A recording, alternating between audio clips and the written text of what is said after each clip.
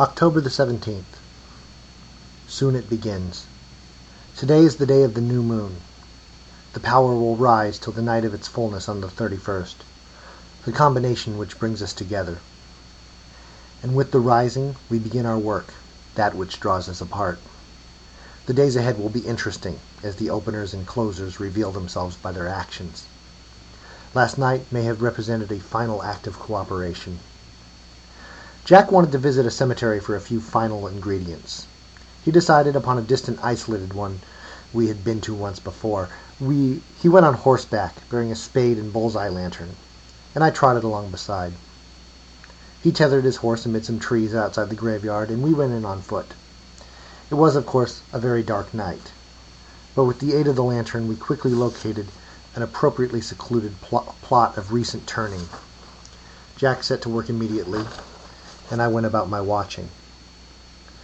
It was a pleasantly mild evening for October, with a few bats flitting by, bright stars overhead. I heard footsteps in the distance, but they were not headed in our direction, and I saw no cause for alarm. I patrolled our small area in an almost leisurely fashion. After a time, something very large passed overhead, descending. It did not land nearby, however, nor make any movement to approach us. A bit later, something equally large passed, again descending, though in a different area than the first, and again making no overtures toward us. And I remained alert, but voiced no warning. I heard horses on the trail a little after that, sounds of dismounting, more footsteps. Later a wagon creaked to a halt, and I heard its brake being set. The sounds of a few whispered voices reached me then, from various distant areas. I began to feel uncomfortable at all this activity. I patrolled farther afield, and listening closely, I began hearing the sounds of spades from many directions. "I remember you," came a faintly familiar voice. "You're a watchdog like me, with big teeth."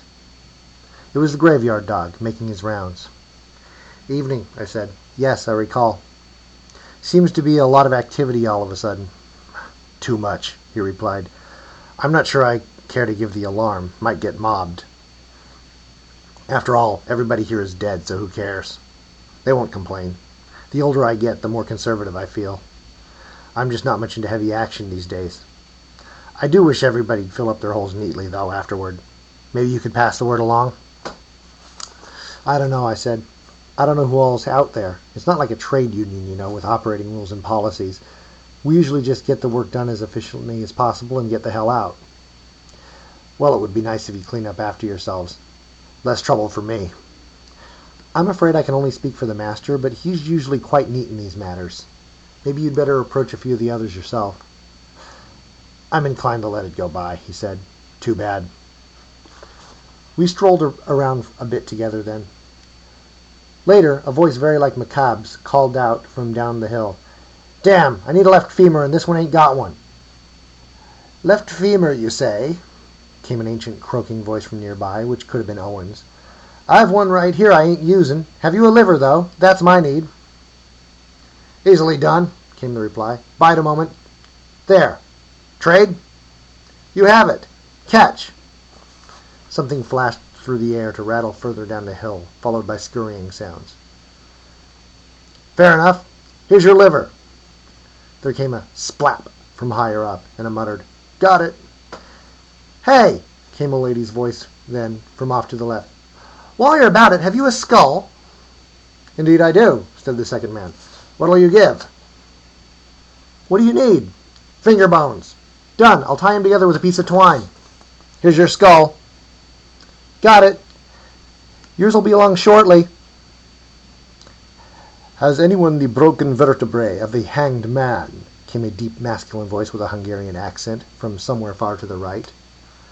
There followed a minute's silence. Then, "I've some mashed ones here. Don't know how they got that way, though." "Perhaps they'll do. Send them along, please."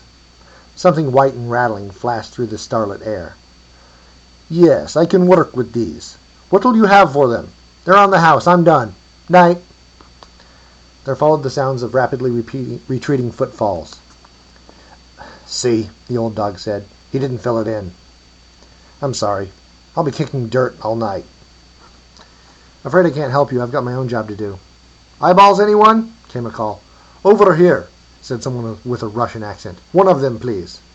I'll have the other, came an aristocratic voice from the opposite direction.